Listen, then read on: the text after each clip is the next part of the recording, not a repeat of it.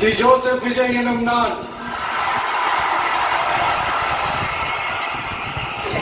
தமிழ்நாட்டு அரசின் முதலமைச்சர் என்ற முறையில் எனது கவனத்திற்குள்ளாவதும் தெரிய வருவதுமான எந்த பொருளையும் முதலமைச்சரின் கடமைகளை உரியவாறு நிறைவேற்ற தேவையான அளவுக்கன்றி ஒருவரிடமோ பலரிடமோ நேர்முகமாகவோ மறைமுகமாகவோ அறிவிக்கவோ வெளிப்படுத்தவோ மாட்டேன் என்று ஆண்டவன் மீது ஆணையிட்டு உறுதிமொழிகிறேன்.